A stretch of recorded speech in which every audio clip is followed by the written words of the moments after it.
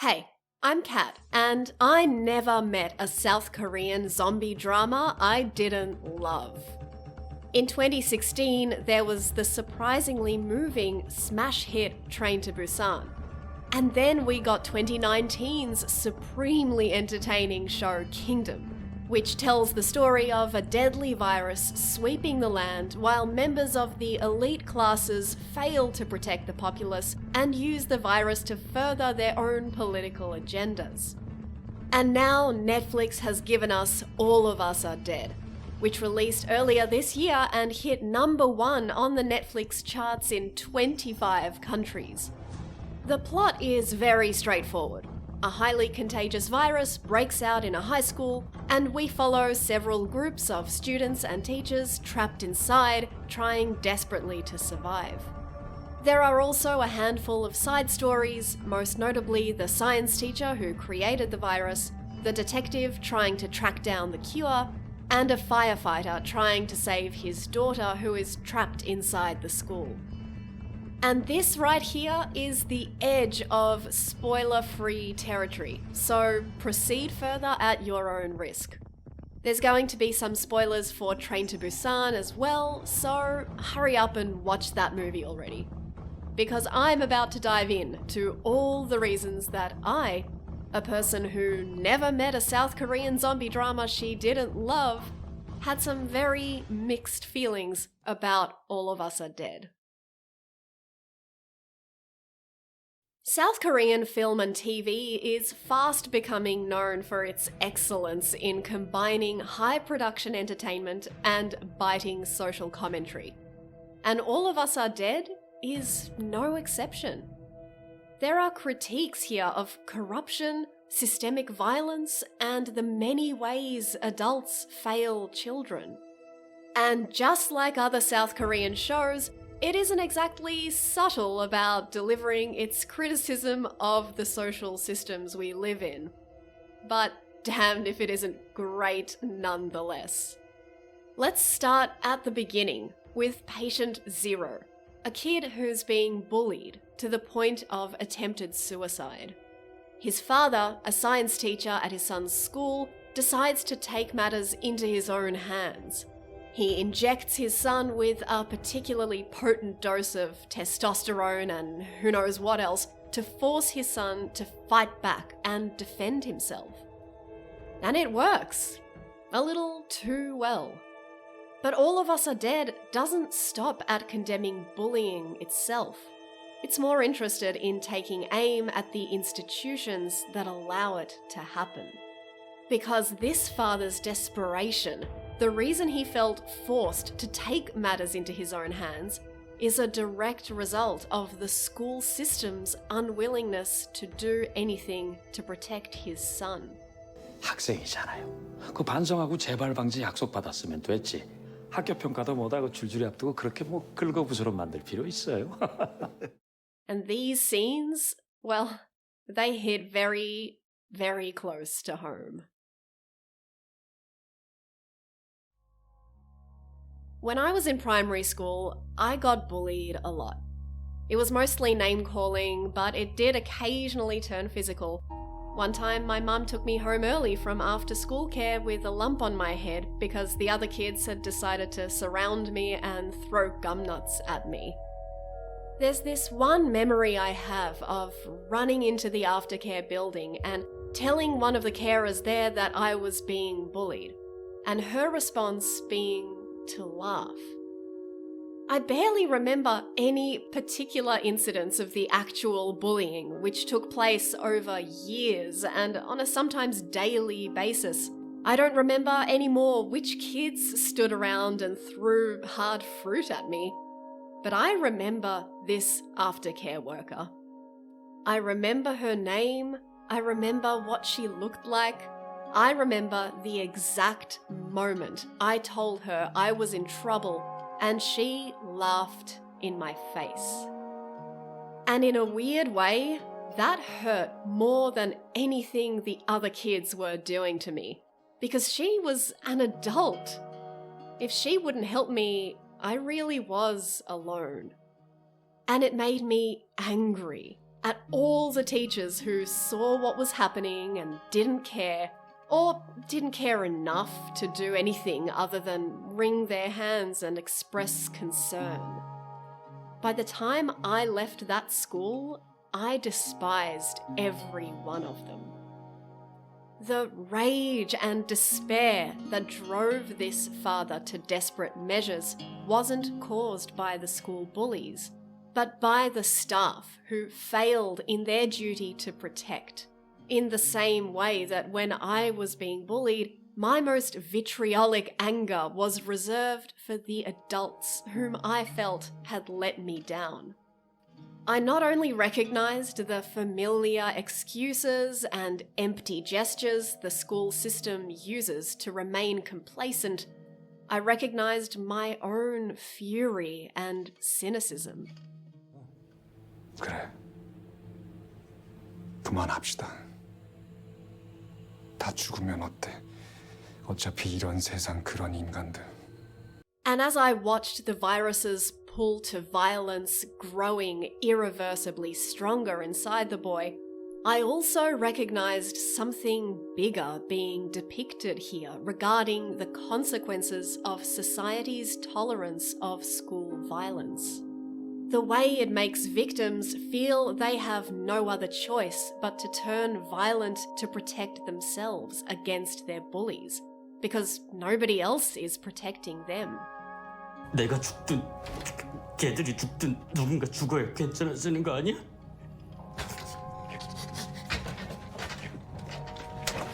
진수야.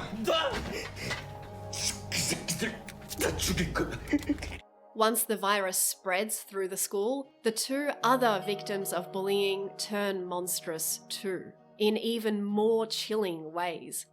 One of them gets her revenge by killing a teacher who failed to help her when she was being bullied and tries to burn the school down, and the other one decides to abandon his fellow students to die rather than help them get to safety. And I felt this show's message in my bones. When the social systems we've created allow monstrous behaviour to go unchecked, we risk becoming monsters ourselves. That is, if we aren't already monsters hiding in plain sight. Take the principal, whose first response to the outbreak is to cover it up. 119 부르기 전에 나한테 먼저 얘기를 했어야지. 아니면 그러다 경찰에 너무 어떡하라고. 경찰에 신고했습니다. 학교 일은 학교에서 해결하는 게 선생이죠. 신고를 해도 내가 할 테니까 경찰 오지 말라고 그래. The students who try and call for help get ignored by the police, who think it's a prank. 신고자 이름이랑 전화번호 주시고요. 허위로 신고하면 벌금 부과되는 거 알고 있죠? The military finds the kids on a rooftop and then abandons them. Time and again, the people who should be protecting the nation's children, the school administration, the police, the military, let them down. If there's a recurring theme in this show, it's these children coming to realize one devastating truth. They're on their own, and they always have been. 아무도 우리 구하러 안 올 거라고. 나가야지. 아무도 구하러 안 오는데. 아무도 안 온다 그랬잖아. This makes All of Us Are Dead sound deeply cynical, but although there's plenty of regular human cruelty here to remind us how monstrous human nature itself can be, the show carries a hopeful message. Acts of heroism and selflessness convey that kindness and goodness are just as much a part of human nature as violence and hatred. Even the despairing father ends up having a change of heart and sacrificing himself so that others can make an escape and find a cure. But the people who end up best demonstrating humanity's capacity for goodness is the kids. While the Weasley principal cowers in his office, the city's congresswoman makes lofty election-winning speeches in her cell, the firefighter abandons a man and his pregnant wife to the hordes, and the military commander orders the bombing of 60,000 people, These kids are risking their lives and even sacrificing themselves to save each other's asses. Because even when we've been abandoned by a cruel and unjust world, we have to fight to hold on to the better part of our nature.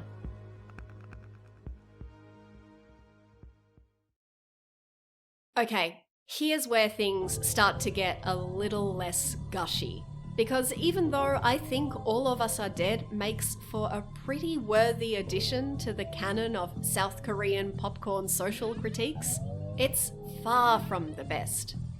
The last few episodes are mostly made up of repetitive sequences of running, hiding, running, someone accidentally getting bitten or sacrificing themselves, hiding, running, someone sacrificing themselves, running, explosions, someone sacrificing themselves in an explosion, and other extremely generic action movie shenanigans. And evidently, one of the things that nobly sacrificed itself was the insightful social critique, which almost completely disappears after the 4th episode.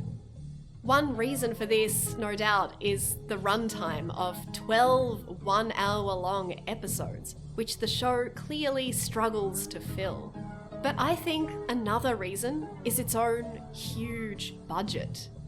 Simply put, this show has too much money. That might be a weird thing to say about a series which has been specifically praised for its big budget approach, but I think the prioritization of spectacle, fancy camera work, and overproduced action set pieces ends up working against the show's emotional and narrative effectiveness. Let's talk about, what else? The zombies.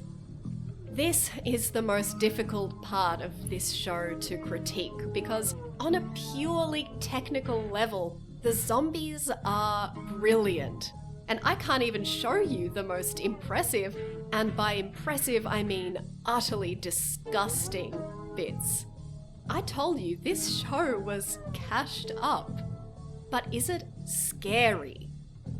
Your answer may well differ from mine, which is no, not even a little bit, not at all. Am I dead because I feel nothing? And here's why. All the elements of horror are here. Monsters, extreme violence, people being eaten alive. But sweet zombie Jesus, it all feels so frivolous.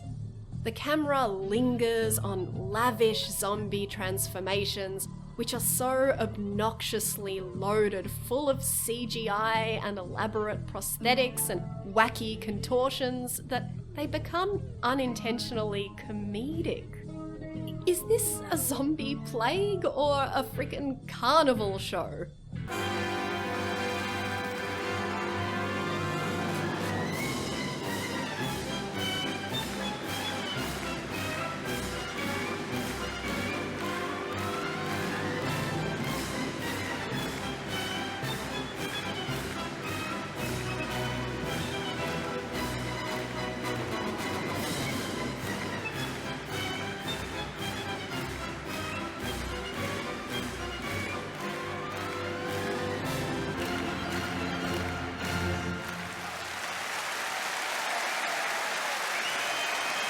Director Lee Jae-kyu apparently said in an online conference that the scariest part of a zombie flick is the process of humans turning into zombies. Ironically, there is nothing that disproves this statement better than watching All of Us Are Dead, because it is amazing how quickly a zombie transformation that should be terrifying becomes completely humdrum after it's just happened 20 times in a row. And I wonder if what happened was that the production team were frothing so hard at how much on-screen carnage their money could buy that they forgot the cardinal rule of horror, which is to not show too much too quickly. And this preoccupation with making it rain money means that the violence in this show is not only not scary, but it's treated with a kind of fetishistic delight that disturbed me, and not for the intended reasons. This widely acclaimed long take from episode 2 is nearly 3 minutes long, and it is sublime. It's like a beautifully choreographed dance with actors swinging in and out of view at perfectly timed moments. I watched this and I thought, this is gorgeous. And then I stopped and went, wait, I just watched a cafeteria full of children being savagely ripped apart, and all I could think was how gorgeous it was? There's an interview with the director in which he repeatedly uses the word fun to describe the experience he wanted people to have watching this show. But this is kids, fucking kids, writhing around and having their gizzards ripped out while they're still alive, and it doesn't feel right that the predominant emotion in this shot seems to be, for lack of a better word, a kind of glee?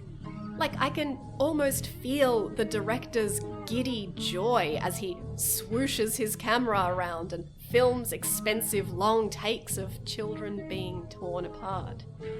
But it's not just the on-screen horror that the show's bloated budget undermines. It's the drama as well. And this is a problem from minute 1, when the show opens with a school kid, the science teacher's son, getting brutalized on a rooftop. And instead of zooming in to the victim's anguished face, the camera again decides to swoosh all over the place. On first watch, I thought this shot was a bit of a weird decision, but then I figured maybe this cross is important. You know, maybe religion will be a key theme in this show, and this shot is foreshadowing that. But nope. Religion is not a theme or a concept explored in this show. There is, in fact, nothing of relevance in this shot. It exists solely to be fancy. But this is the wrong shot for this scene. The narrative purpose of this scene is to establish how horrible the bullying at this school is, and to make us feel for this poor kid. So why is the camera putting me at a distance by zooming around the rooftops of Hyosan when it should be getting up close and personal? I find this shot so bizarre and baffling. But it's only one example of this show's stylistic overindulgence, which is inoffensive at best and, at worst, undermines the on-screen drama by calling more attention to the camera than the characters. And I noticed a similar kind of overindulgence creeping into the writing. I do want to stress that when it's hitting its peak, All of Us Are Dead delivers some incredibly affecting scenes. But for a few exceptions, which we'll get to in a moment, all the high schoolers are endearing and relatable. The casting is phenomenal and the acting is great, except for when it isn't. But on the whole, the kids really steal the show with excellent performances that made me tear up more than once. The show also makes some very thoughtful reflections on the best and worst of human nature. Characters grapple with their own and others' selfishness. 소방관이잖아요. 정치인이고. 우리 같은 사람이 제일 힘든 때가 언제인 줄 알아요? 지금요. 가장 소중한 사람이 아니라 가장 많은 사람을 구해야 되니까. They're also challenged and forced to grow. The cold and detached class president Namra slowly comes out of her shell and learns to care about other people and take real responsibility for the first time in her life. The archery team, who have flunked out of the national championship, get to redeem themselves by kicking a ton of zombie ass. And the kids learn to overcome their initial mistrust of each other and band together in some truly heartwarming sequences. More like all of us are friends. But once again, the show's inability to rein itself in gets the better of it, leading to some overly dramatic and frankly ridiculous plot points. For me, the worst of these comes in episode 3, in which an argument breaks out between Gyeongsu and Nayeon, a rich brat who looks down on Gyeongsu for being poor. Nayeon has by this point been established as a deeply selfish person who expects everyone else to risk themselves while she twiddles her thumbs.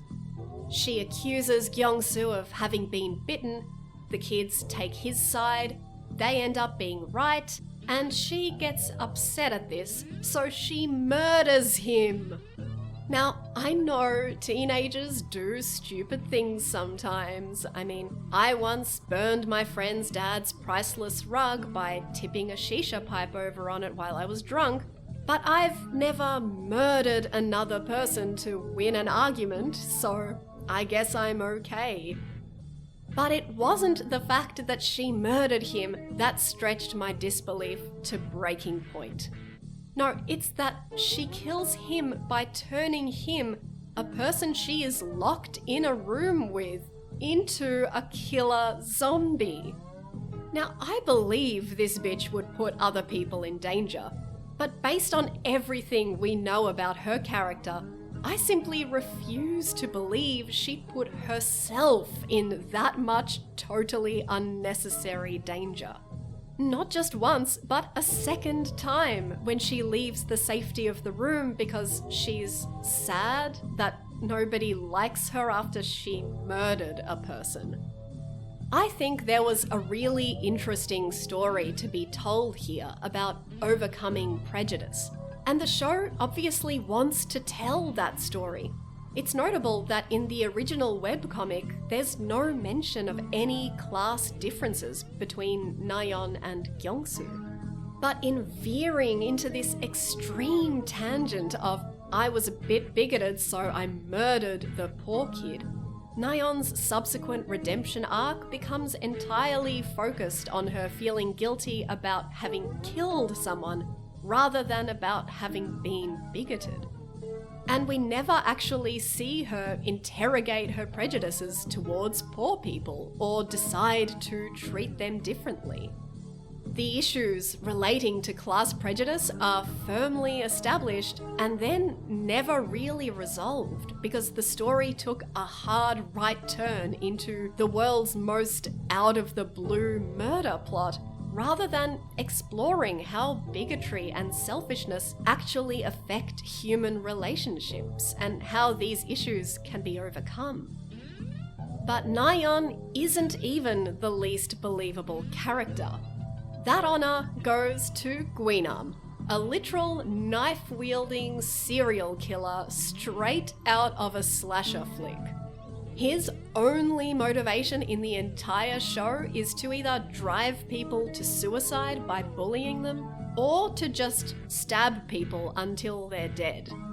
And yes, I know he gets bitten, and this is an explanation for how deranged he eventually gets, but let's be clear, he was bullying people to death and killing in cold blood before that. And he's not even the ringleader of the bullies.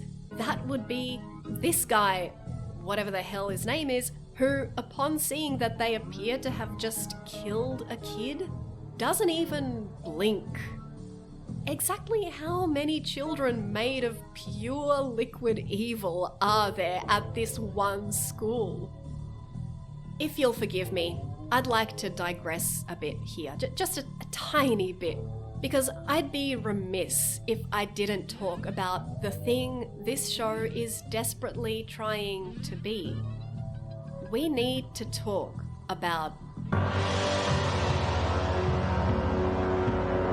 Train to Busan is a tense zombie thriller set within a train carrying a group of survivors to Busan during a viral outbreak. And it's probably the best zombie movie made in the last decade. It's a touching story about a shitty dad who learns what it is to be a father. But it's also a film about the best and worst of human nature, the perils of selfishness, and how giving in to our most ugly instincts hurts not just us, but everyone around us. And make no mistake, All of Us Are Dead takes a lot of inspiration from Train to Busan. Not only does it plagiarize Train to Busan's zombies pretty hard, it directly invites the comparison. 야, 부산행이다. 뭐래 병신. 좀비 아니야 이거? So, let's compare. Train to Busan, like All of Us Are Dead, is an action drama with a horror flavour, in which the horror relies mostly on gore and the action can get a bit overblown. However, the core of Train to Busan's story, its characters, is rock solid.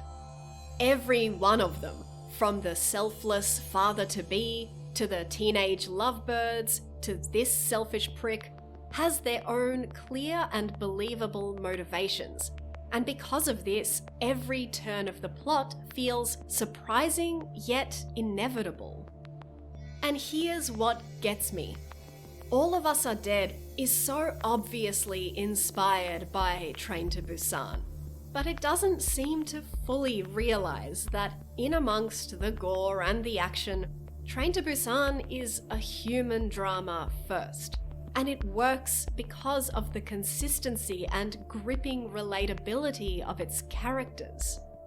And All of Us Are Dead has a great roster of relatable characters too, but sometimes it feels like a series of expensive and self-indulgent set pieces first, and a human drama second, all because this show's writer and director couldn't restrain themselves, technically or narratively.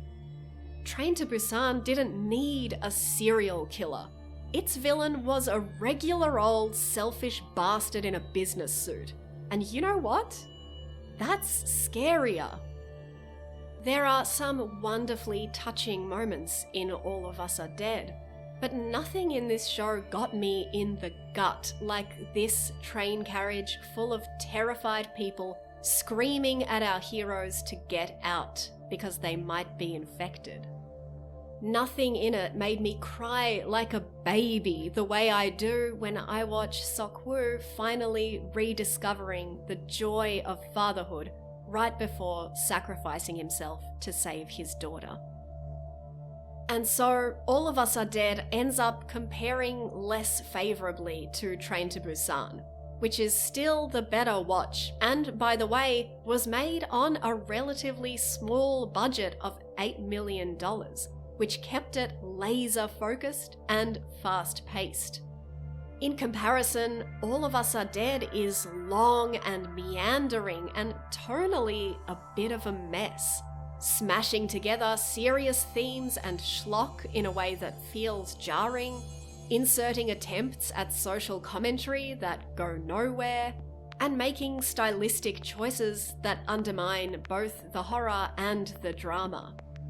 I can't help but think that a smaller budget would have forced the producers of this show to rely on more of those small, intimate, character-driven moments and less on showy visual effects, needless cinematographic flourishes, and numerous fistfights to the death with Korean Freddy Krueger. And speaking of tonal messiness, I haven't even mentioned some of the show's more bizarre forays into comedy and other various nonsense.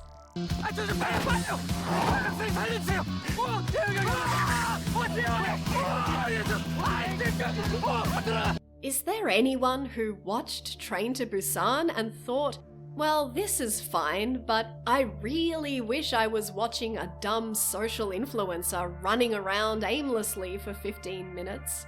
Yes, this is a side story in All of Us Are Dead.